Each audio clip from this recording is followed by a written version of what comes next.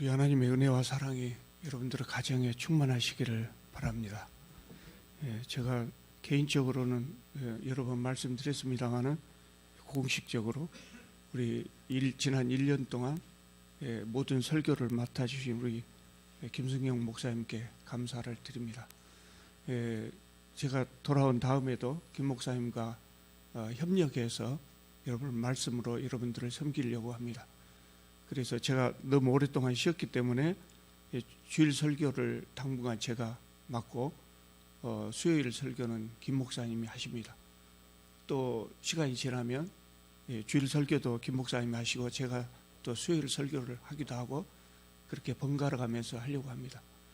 다만 지금 김 목사님이 목이 굉장히 안 좋으셔가지고 당분간 몇 주 동안은 제가 수요일 설교까지 같이 하도록 좀 쉬는 기간 동안 그렇게 하도록 했습니다. 우리 김 목사님은 저하고 같이 이 교회에서 같이 일하다가 우리 교회가 분립하게 되면 한 교회씩 맡아서 그렇게 나누어 갈 것입니다. 2007년 2월에 우리 교회가 창립을 했습니다.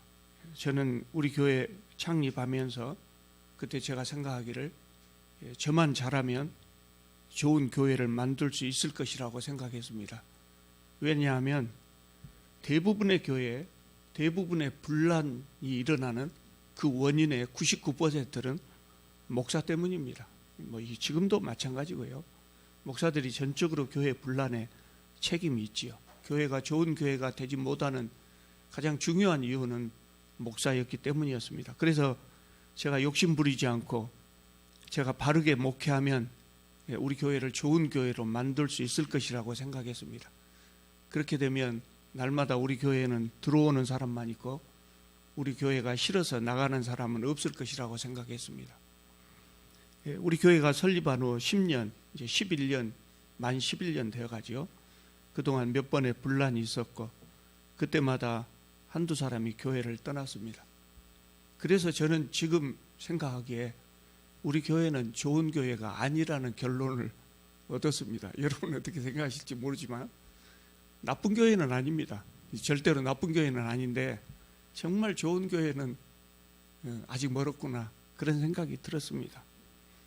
그러면서 지난 1년 동안 좋은 교회란 어떤 교회일까? 우리 교회를 좋은 교회로 만들려면 어떻게 해야 될까? 많은 생각을 했었습니다. 여러 가지 관점에서 볼 수 있을 거예요. 그런데 저는 우선 하나님의 성품을 생각했어요. 하나님의 성품, 여러 가지 성품이 있는데 대표적으로 두 가지를 주로 말하거든요. 하나님의 성품 두 가지. 사랑과 공의입니다. 사랑과 공의. 공의라는 말 대신 우리는 공의라는 말을 잘 안 쓰니까 정의라고 이야기해도 크게 다를 것은 없습니다. 교회는 주인이 누굽니까? 교회의 주인은 하나님입니다. 교회는 하나님의 교회입니다.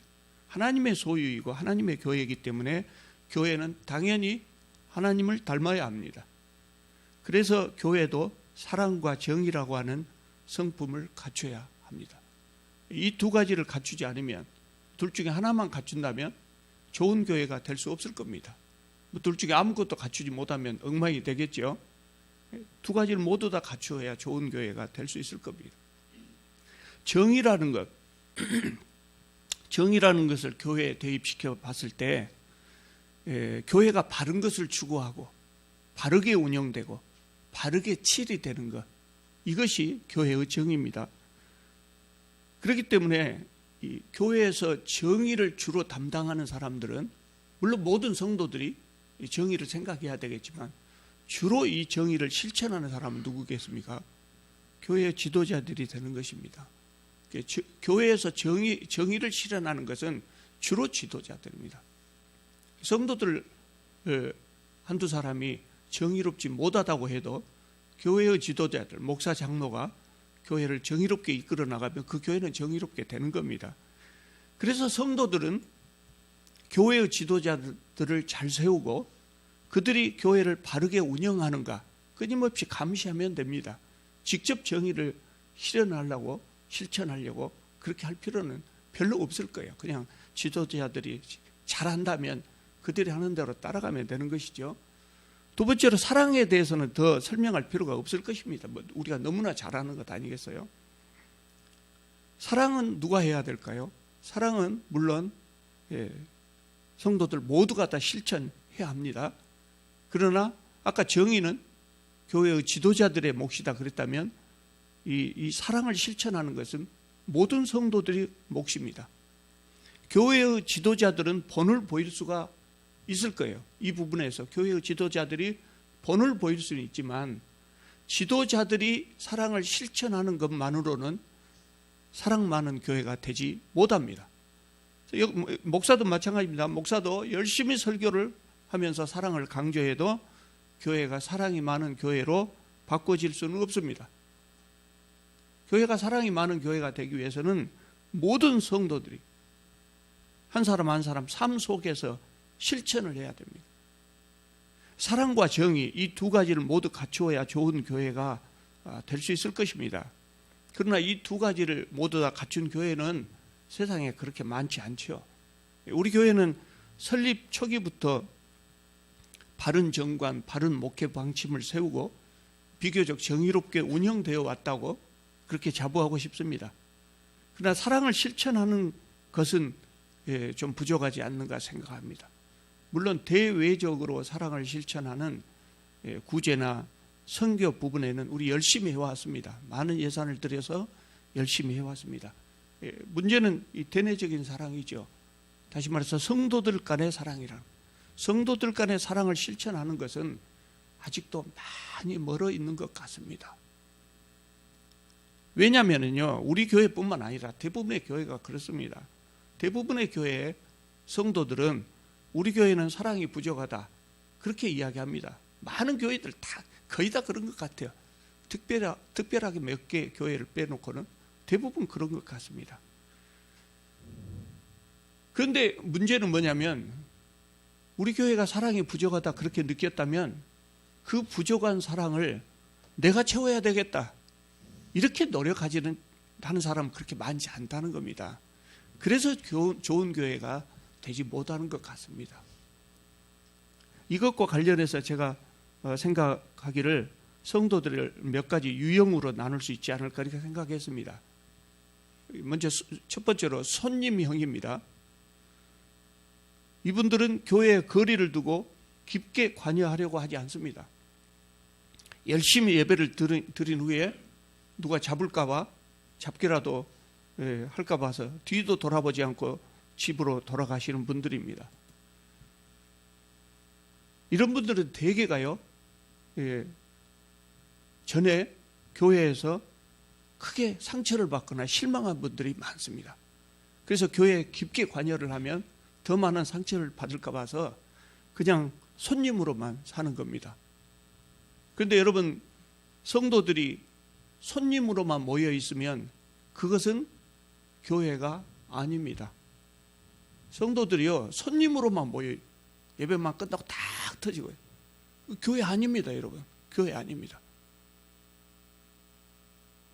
호텔에 가면 많은 사람이 한 지붕 밑에서 같이 잡니다. 그리고 우리나라 호텔은 제가 자본 것이 상당히 기억이 가물가물해서 잘 기억이 안 납니다만은 서양의 호텔들은 되게 아침밥을 줍니다. 그래서 같이 자고 아침밥 같이 먹습니다. 같이 자고 같이 식탁을 같이 한다고 해서 호텔에 있는 사람이 가족은 아닙니다. 전부 손님입니다. 교회에 손님들만 모여 있으면 그것은 교회가 온전한 교회가 될 수가 없습니다. 두 번째로는 포기형이 많이 있습니다. 잠시 시도를 하는 겁니다. 교회를 열심히 섬기려고 하고 성도들을 사랑하려고 하고 시도를 하는 겁니다. 그러다가 포기하는 유형입니다. 쉽지 않기 때문에 그렇습니다. 교회를 섬긴다는 것은 쉽지 않죠. 속이 상하는 일이 많이 있습니다. 그래서 포기하는 겁니다. 이런 분들만 모여 있어도 역시 교회는 이루어지지 않습니다. 포기하는 순간 이분들도 손님형으로 바꿔지거든요. 세 번째는 노력하는 형입니다. 계속해서 시도를 안 되더라도 인내심을 가지고 다시 하고 가장 바람직한 유형이겠죠.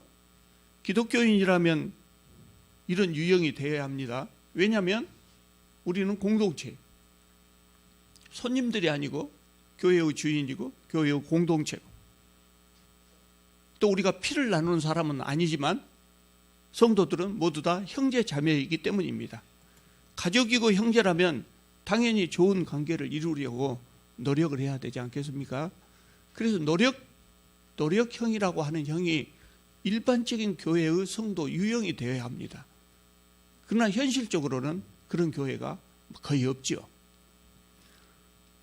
이 노력형도 또 두 가지로 한번 나눠보겠습니다. 노력형 속에도 두 가지가 있습니다. 정의형입니다. 정의를 바로 세움으로 좋은 교회를 만들려고 노력하는 형입니다. 이런 유형의 성도님들은 잘못하는 성도가 있으면 반드시 징계해야 된다고 생각합니다. 대부분의 경우에 정의형은 사랑이 결핍되기가 쉽습니다. 정죄를 먼저 하고 비판을 앞세우기 때문입니다. 흔히 이런 분들의 마음속에는 어떤 생각이 드냐면, 저 사람이 문제다, 우리 교회는 김 집사가 문제다, 저 사람만 없어지면 우리 교회는 평안할 수 있을 것이다, 이렇게 생각합니다. 정의감이 강하기 때문에 그런 겁니다.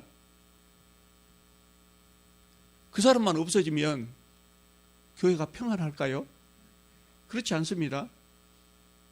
지목했던 그 사람이 없어지면 그 다음으로 문제가 있는 사람이 눈에 확 들어오는 겁니다. 그래서 전에는 김 집사였는데 김 집사가 나간 다음에는 이 집사가 문제인 겁니다. 계속해서 한 사람 다 그 다음 사람이 문제가 되는 겁니다. 언제까지 문제가 되겠습니까? 결국 자기 혼자 남겠죠. 계속해서 문제가 된 사람 징계하고 쫓아내고 그러면 본인 혼자만 남겠죠. 이런 정의형이 많으면 교회를, 좋은 교회를 만들려고 노력을 해도 사실은 잘 되지 않습니다. 분란이 끊이지 않기 때문입니다. 두 번째 유형은요, 애정형입니다. 사랑이 많은 분들이죠. 모든 문제에 사랑을 앞세우는 유형입니다. 그래서 그냥 덮자고 합니다. 그냥 덮자. 은혜롭게 하자. 목사들 모임, 노회에 가도 그럽니다. 뭐 문제가 있으면 은혜롭게 넘어갑시다 그럽니다. 이런 경우에는 정의가 결핍되지요. 그래서 결국은 그런 교회는 사랑이 많아서 좋긴 하지만 결국 좋은 교회 안 됩니다. 무질서한 교회가 되고 맙니다. 좋은 교회를 만들려면 이 두 가지가 다 있어야 된다는 거예요. 그래서 교회는 하나님의 성품을 닮아서 사랑과 정의, 이 두 가지를 모두 다 갖춰야 됩니다. 특히 성도님들이 성도님들 전체가 정의감을 가지고 바라봐야 될 사람들이 있습니다. 누구를 바라봐야 되겠습니까? 성도님들이 정의라고 하는 관점에서 감시해야 될 사람이 있습니다. 누구를 감시해야 되겠습니까? 목사에 대해서, 교회의 지도자들, 특히 목사에 대해서 정의감을 가져야 됩니다. 목사가 교회를 바르게 목회하는가를 살펴야 됩니다. 성도들은 목사를 청빙을 했으면 목사를 존중하고 목사가 목회를 잘하도록 도와야 합니다. 그러나 제가 여러분들에게 정말 권하고 싶은 말씀은, 가능한 한 목사와 개인적으로 정이 들지 않도록 주의해야 됩니다. 여러분이 어느 교회, 다음에 이사를 가서 다른 교회를 나가도 마찬가지입니다. 목사하고 친해지려고 하지 마십시오. 친해지려고 하지. 존중하고 목회를 잘하도록 돕고 그러지만 개인적으로 친해지려고 하지 마십시오. 왜냐하면 목사하고 친해져 버리면요, 목사가 잘못해도 건전한 비판을 할 수가 없습니다. 비판을 할 수가 없습니다. 많은 교회에 그런 분들이 있는데 맹목적인 추종자가, 목사의 맹목적인 추종자가 되어 있는 그런 분들이 있습니다. 그러면 목사가 잘못해도 비판을 하지 못하지요. 교회의 문제는 목사가 만들지만 사실은 맹목적인 추종자들이 못된 목사를 만들기도 합니다. 그러니까 교회의 문제는 아까 제가 말씀드린 대로 절대적으로 목사의 책임이지만 맹목적인 추종자들도 그 책임을 같이 나눠야 합니다. 목사가 못된 짓을 했을 때 성도들이 아무도 지지를 안 하면 목사가 못된 짓 못합니다.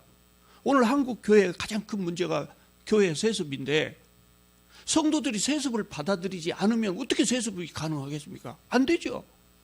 그런데 목사가 세습을 한다고 해도 아멘 하고 받아들인다고요. 그러니까 그게 가능한 것이죠. 그래서 저는 여러분들에게 간곡히 권하고 싶습니다. 목사가 개인적으로 정을 주지 마십시오.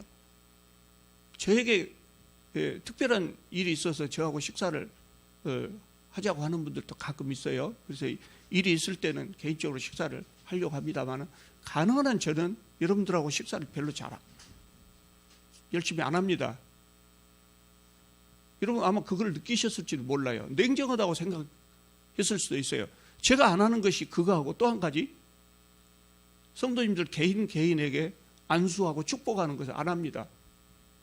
제가 그 마음이 없어서가 아닙니다. 그렇게 하면 목사가 성도들을 자기 손아귀에 집어넣을 수가 있는 겁니다. 맹목적인 추종자들을 만들 수 있는 겁니다. 그래서 안 합니다. 그것은 목사에게도 독입니다, 여러분. 목회하기는 쉽겠죠. 그 교회에서 20년, 30년 평생 목회하고 편안하게 목회하기는 쉽겠죠.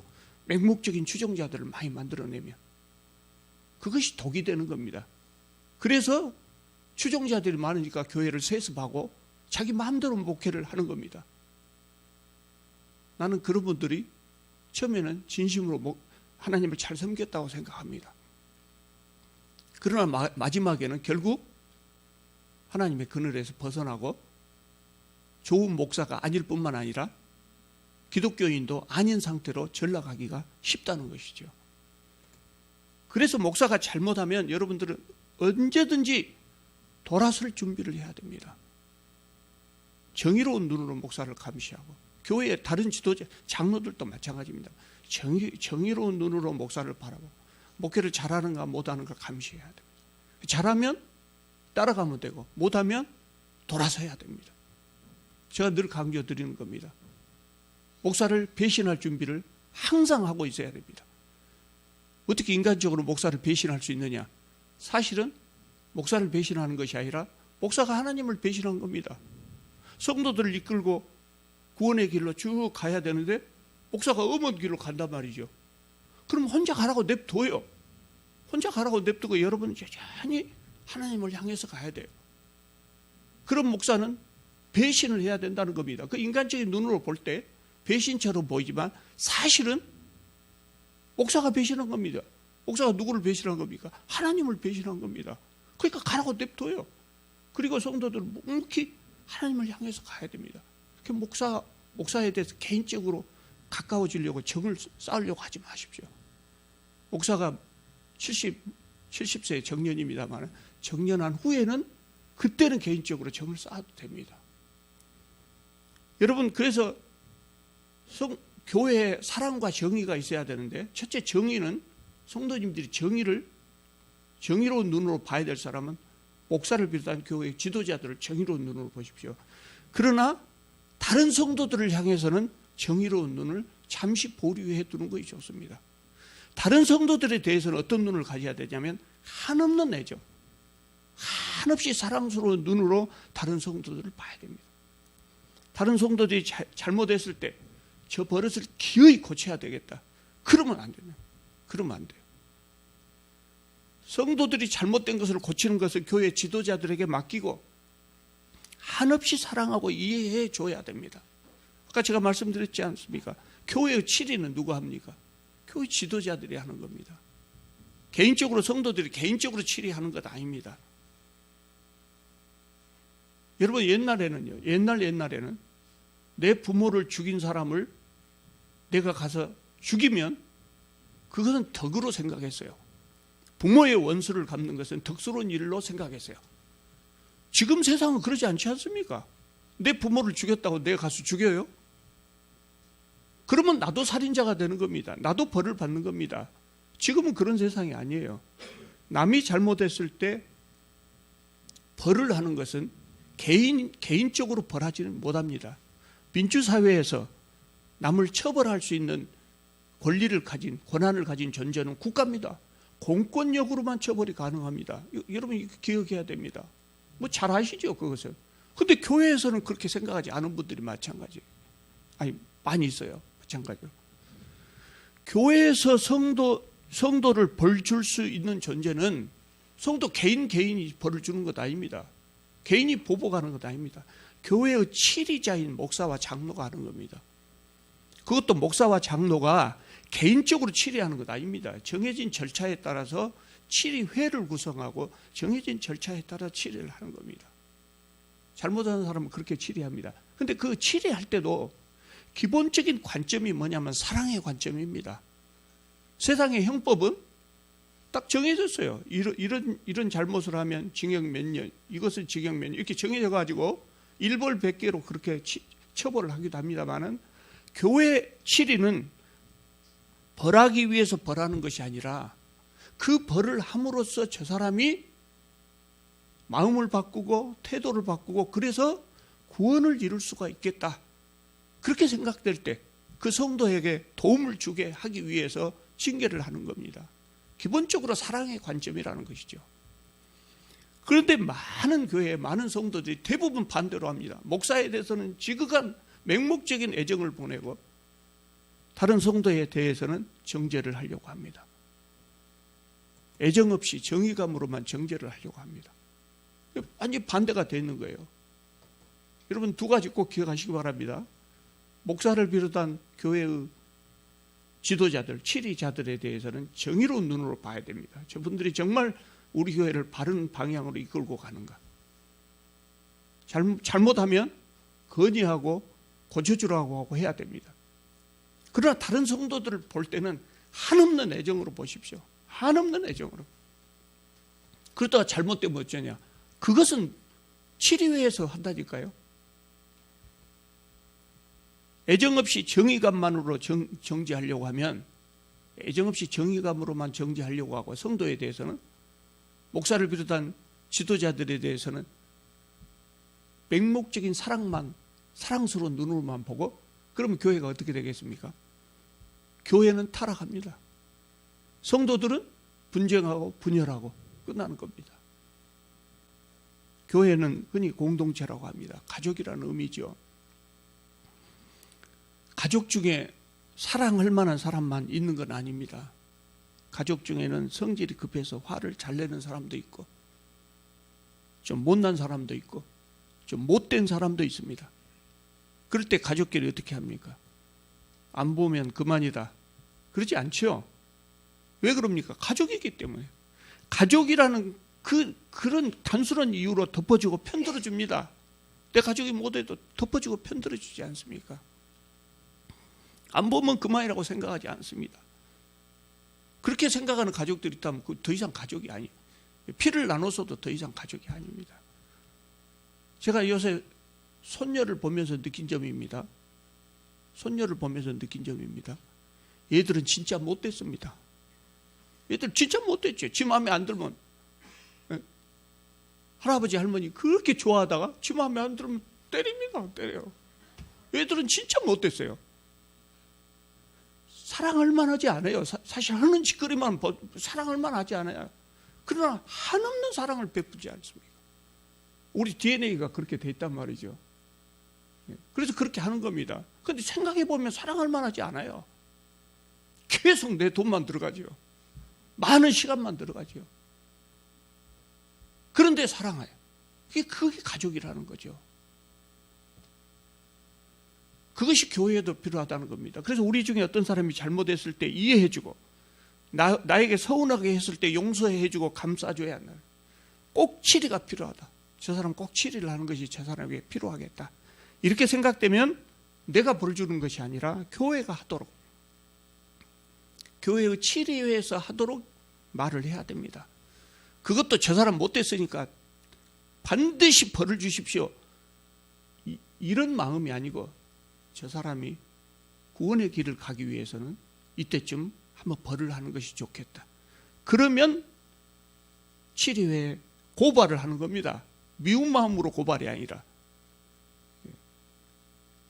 물론 본인은 정말 사랑하는 마음으로 고발했다고 하는데 사실은 미운 마음이 있을 수도 있어요. 그래서 치리회에서 판단을 하는 겁니다. 여러 사람들이 이리 생각하고 저리 생각하고 그래서 판단을 하는 겁니다. 그리고 질의를 하는 겁니다. 반드시 사랑의 관점에서 그 사람을 고치기 위해서 고발을 하는 겁니다. 그런데 어느 교회나 마찬가지 성도들이 서로에 대해서 이런 의식들이 부족하지요. 그래서 애초에 가까워지려고 노력조차 안 하는 경우가 많습니다. 아까 말씀드린 손님형입니다. 오다 가다 만난 사람 대하듯 합니다. 허물이 있으면 정죄부터 하려고 합니다. 나에게 서운한 것이 있으면 화부터 냅니다. 그래서 좋은 교회가 되지 못하는 겁니다. 여러분 대부분 이 자리에 계신 분들은 결혼하신 분들이 많죠. 결혼하고 살아보셔서 아실 겁니다. 아무리 뜨겁게 사랑해서 저 사람 없으면 내가 죽겠다. 우리가 연애할 때는 그런 생각이 있잖아요. 저 사람 없으면 죽을 것 같아요.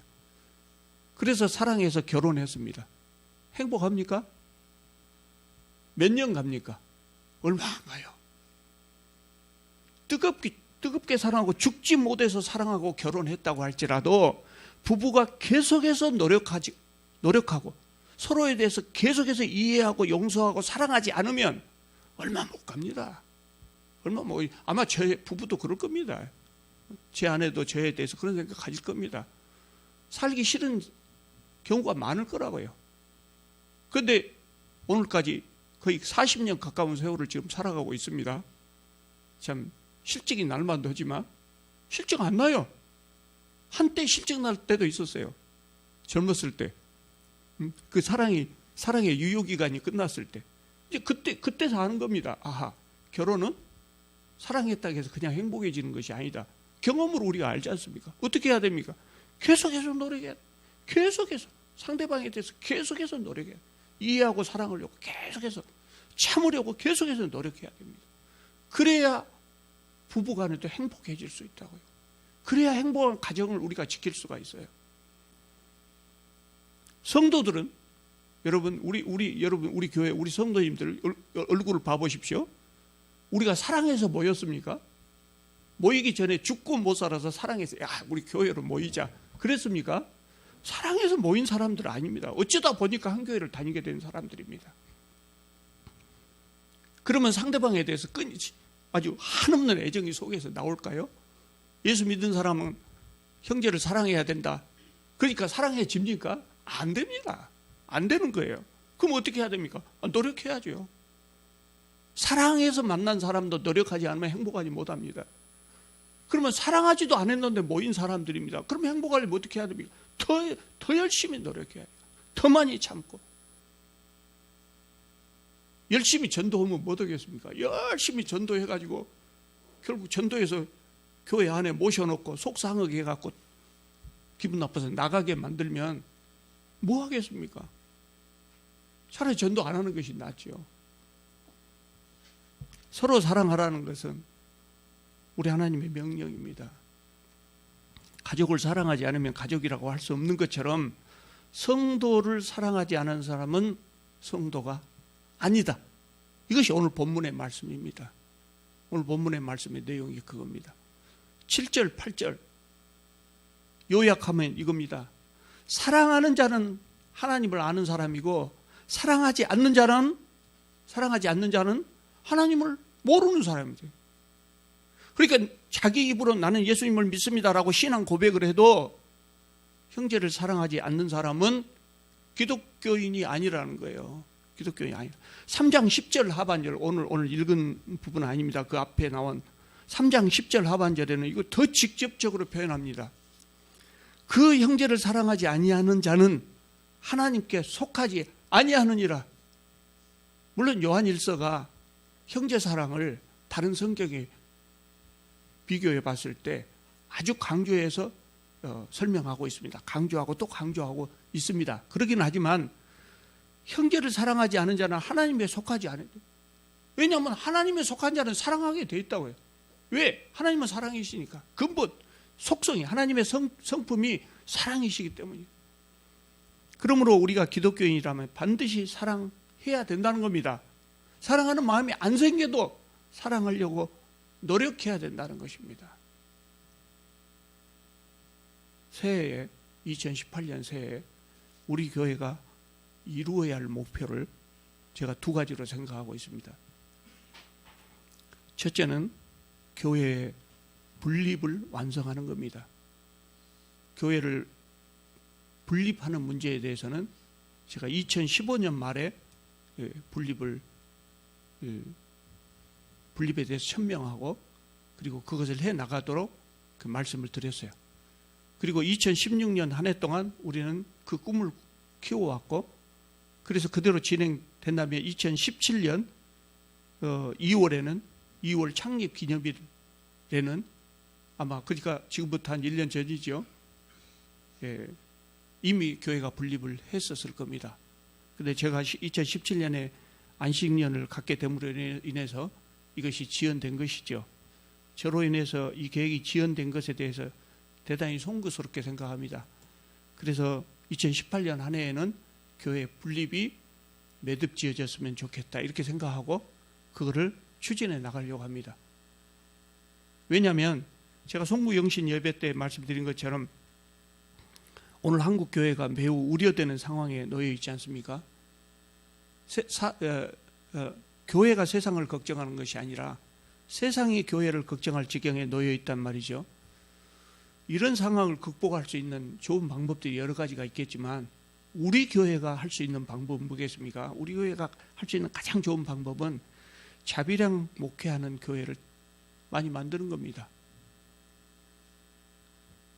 교회의 대부분의 문제는 목사 때문이고 그 중에서도 목사의 욕심이 문제가 되는 경우가 대부분 많습니다.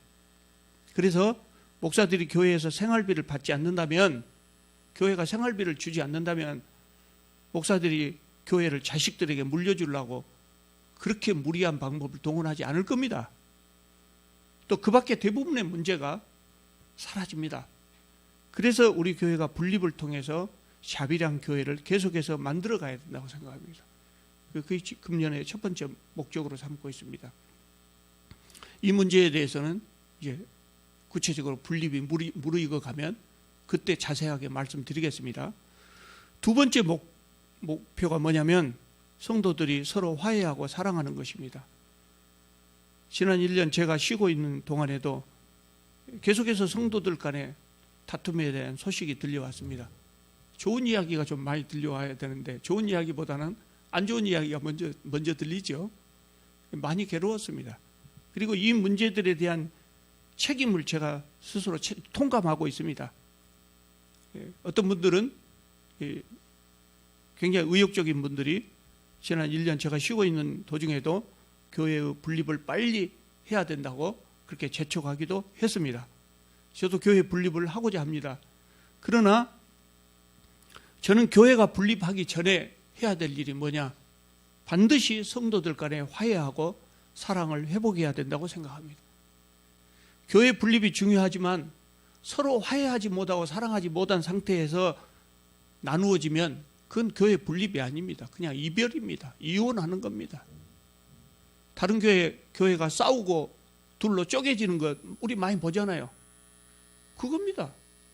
사랑하지 않고 화해하지 않고 교회 분립을 분립을 한다면 말이 분립이지 사실은 보기 싫으니까 우리 헤어지자. 그렇게 되는 것이거든요. 그건 분립이 아닙니다. 교회 분립은 헤어지고 싶지 않지만 정말 죽고 못 살 정도로 성도들이 서로 사랑하지만 하나님의 일을 위해서 나누어지는 겁니다. 그것이 분립입니다. 따라서 우리 교회가 성공적으로 이 분립을 수행을 하려면 먼저 화해하고 사랑을 회복해야 하는 겁니다. 그래서 저는 금년 상반기 동안 성도들 간의 사랑을 회복하는데 온 입을 기울일 생각입니다. 그리고 이것이 어느 정도 완성이 되면 그 후에 분립을 하려고 합니다. 그래서 앞으로 몇 주간 또는 몇 달간이 될지도 모르겠습니다만은 계속 반복해서 사랑과 화해에 대해서 설교하려고 합니다. 헛말 또 오고 헛말 또 오고 그럴 겁니다. 결석하시는 분들도 있고 잊어버리는 분도 있기 때문에 우리 교회가 정말 서로 화해하고 사랑을 회복하고 그래서 참 좋은 교회다. 나 이 교회 떠나고 싶지 않다. 그렇게 될 수 있도록 헛말 또 하고 헛말 또 하고 그러겠습니다. 제가 나이가 많이 들었습니다. 60이 훨씬 넘었어요. 영감들의 장기가 뭐인지 아십니까? 한 말 또 하고 한 말 또 하고. 내가 그건 자신 있습니다. 저 설교 지난번에 하고 또 오네 그러지 마십시오. 아직 안 됐는가 보다. 그러니까 목사님 또 저 말씀 하신 것 같다. 그렇게 하십시오. 한 말 또 하고 한 말 또 하고 할 겁니다. 그것이 몇 달간 갈지도 모릅니다. 좋은 교회가 되기 위해서는 그게 반드시 이루어져야 되기 때문에 그렇습니다. 사랑하는 성도 여러분, 우리 서로 사랑합시다. 사랑하려고 최선을 다해서 노력합시다. 또 우리가 기도할 때 사랑하는 마음을 주시라고, 우리 교회가 서로 사랑하게 해 주십시오 이렇게 기도하지 마시고요, 내가 사랑하게 해 주십시오, 나 먼저 사랑하게 해 주십시오. 최선을 다해서 그렇게 기도합시다. 그러면 우리 교회는 좋은 교회가 되고, 그러면 분립을 통해서 또 다른 좋은 교회를 계속해서 만들어갈 수 있을 것입니다. 기도하겠습니다. 거룩하시고 자비로우신 우리 하나님, 저희들 한 교회를 이루게 하여 주셔서 정말 감사드립니다. 주님, 귀하게 우리의 가족으로 보내주신 성도들을 사랑하고 존중하고 나보다 낮게 여기고 섬기고 그런 교회가 되게 하여 주시옵소서. 나부터 앞서게 하여 주시옵소서. 예수님의 이름으로 기도하옵나이다.